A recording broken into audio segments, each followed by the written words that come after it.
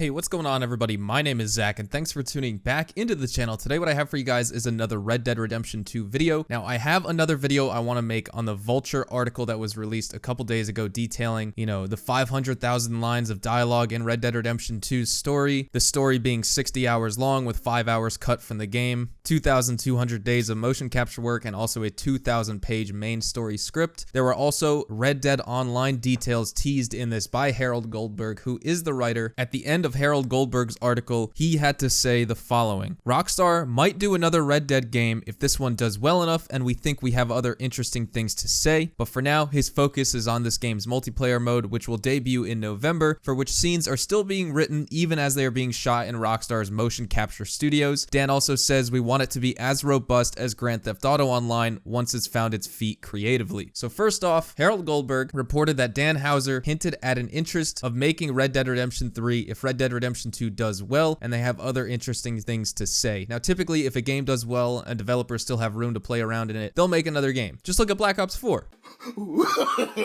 No.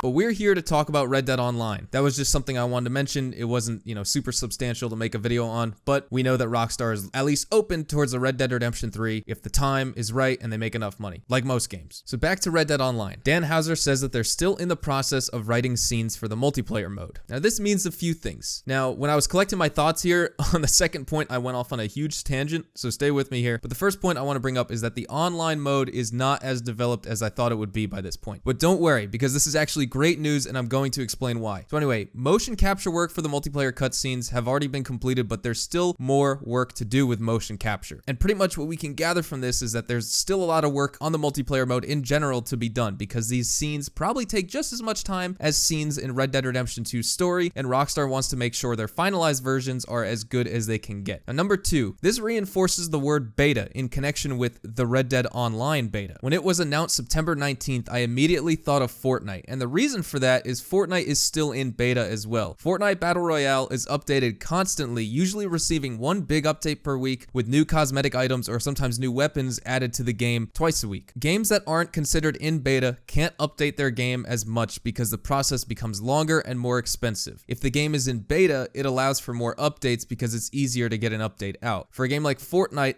updating the game is a key factor in its popularity, and this is the same with Red Dead Online. Constant updates are needed for its long-term success if Rockstar wants it to be anywhere near as robust as GTA 5 Online. And as for GTA Online not being considered beta, I'm not too sure. It was never in beta stage when the public received it in October of 2013. Now sure, it was in beta when Rockstar was still developing it, but players received a full online product and eventually service when it came to GTA 5's multiplayer. Now, in the description, I'm gonna leave a link to Driftor's video about Fortnite never leaving beta, and I recommend you guys all watch the full 8 minutes of it if you want to learn the advantages of leaving a game in beta versus releasing a version 1.0 game. And I had an idea of why, but I still had to research it because I wanted to make sure I was correct in everything, and so I'll quickly summarize this video right now. Games in beta are unfinished games, and this means that they aren't version 1.0, and what that means is that the developer has finished their game and sent it off to either Microsoft or PlayStation, for example, or whatever platform it's on, to be reviewed and certified for gold standard. We talked about Red Dead Redemption 2 going gold in late August, early September, and that just means that Red Dead Redemption 2 has passed this certification process, but Red Dead Online is a separate product. Now this certification process for games and patches is very time consuming and also costly. Microsoft or PlayStation, for example, needs to review and test the update and patches on their systems, look out for bugs on their own end, and ultimately send it back to the developer, or Rockstar in this example, and then allow them to release the update after the developer has paid the fee. So a game in beta means less of these certification standards as well as more relaxed standards overall when it comes to patches and updates. And it's used mostly by indie developers where they know the updates they push for their games will have bugs and cause crashes, and overall they just don't have money in their budget to push full-scale patches. So Rockstar is following suit with Fortnite with this idea that to keep their game in beta so it will allow for quicker and more frequent patches and updates for game DLC, balancing issues, and also bug fixes. This also means that Rockstar can be quicker to respond to fan feedback, which is exactly why Fortnite Fortnite is so popular. Besides all the content included in their new patches and updates, they're always listening to the community and adding new things to the game specifically mentioned by the community itself. Now, I didn't want this to become a video about Fortnite, but that's the biggest example I have as to why Rockstar labels Red Dead Online as beta and why it shouldn't be alarming that the online mode is still being developed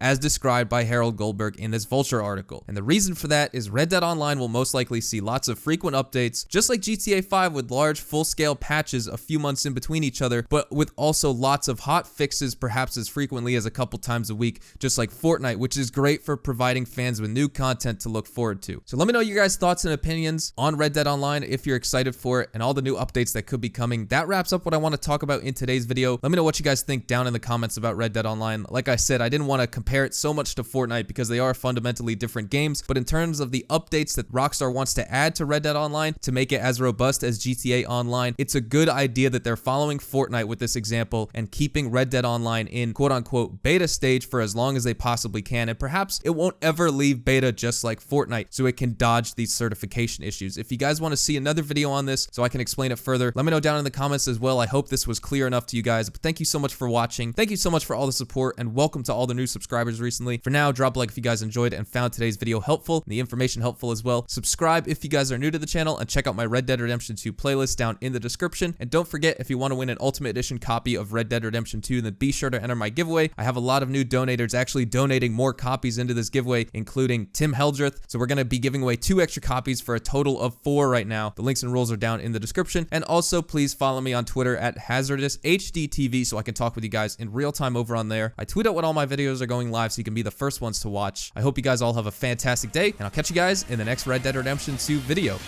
Adios, amigos.